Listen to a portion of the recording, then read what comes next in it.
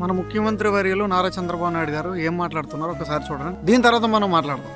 ఈ రోజు మీరు చూస్తున్నారు, ఒకప్పుడు రైతులు ఆత్మహత్యలు చేసుకునేవాళ్ళు, ఈరోజు ఆత్మహత్యలు తగ్గాయి.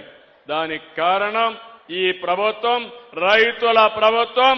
రైతులతో ఉంటాం, రైతులను ఆదుకుంటాం. నమస్తే సీఎం సార్, మేము చోడవరం మండలం పిఎస్పేట గ్రామం అనకాపల్లి డిస్టిక్ నుంచి మాట్లాడుతున్నాం. మీకు గోడ షుగర్ ఫ్యాక్టరీ గురించి తెలుసో తెలియదో నాకైతే తెలియదు, కానీ మీకు గుర్తుందో లేదో సార్? గుర్తుంటుంది సార్. ఎందుకు గుర్తుండదు? ఎందుకంటే మన హయాంలోనే మూస్తారు. ఎందుకంటే 100 కోట్ల లోటుపాట్లు ఉన్నప్పుడు వైసీపీ ప్రభుత్వం దప్పాలుగా 62 కోట్లు రిలీజ్ చేస్తే మిగిలిన 38 కోట్లు ఇవ్వలేక క్లోజ్ చేసేసిన పార్టీ మందే కదా. అందుకే నేను చెప్తున్నా. ఎందుకంటే సార్ నెక్స్ట్ ఎలక్షన్ కూడా వస్తుంది, పంచాయతీ ఎలక్షన్. మంచిగా మాట్లాడుకుందాం.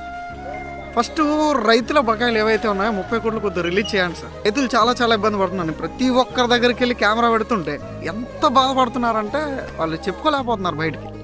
ఎందుకంటే పెట్టుబడి డబ్బులు ఎక్కడి నుంచి వస్తాయి సార్?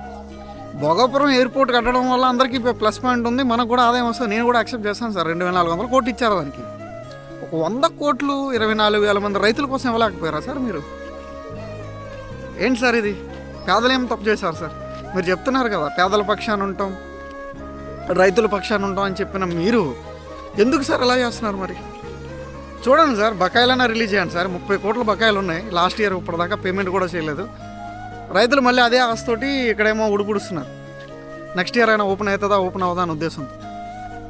రైతులు కదా సార్, ఆశ అయితే చావదు రైతులకి. ఇంకా చూడండి, పైపులు తెచ్చుకొని మళ్ళీ అక్కడైతే ఉడుపుడుస్తున్నారు. మళ్ళీ చేయండి సార్. 30 కోట్ల రూపాయల బకాయిలు అంటే తక్కువ కాదు సార్. ప్రజలు నష్టపోయి ఉన్నారు. నెక్స్ట్ పంచాయతీ ఎన్నికలు వస్తున్నాయి, మేము కూడా చెప్పుకోవడానికి ఉండాలి. నెక్స్ట్ వచ్చే ఎలక్షన్ 2029లో వచ్చే ఎలక్షన్కి ఎంత ఎఫెక్ట్ పడుతుందో నేను చెప్తున్నా సార్. ఎందుకంటే వాళ్ళు కెమెరా ముందుకు వచ్చి మాట్లాడలేని విషయాలు ఆఫ్ కెమెరాలో ఎలా మాట్లాడుతున్నారో నాకు తెలుసు. ఎవ్వరూ హ్యాపీగా లేరు సార్. రైతులు కడుపు కొట్టిన వాళ్ళు ఎవరు కూడా ఈ రోజు వరకు బాగుపడిన చరిత్రే లేదు. రిలీజ్ చేయండి సార్. బకాయిలైనా రిలీజ్ చేసి రైతులను కాపాడండి సార్.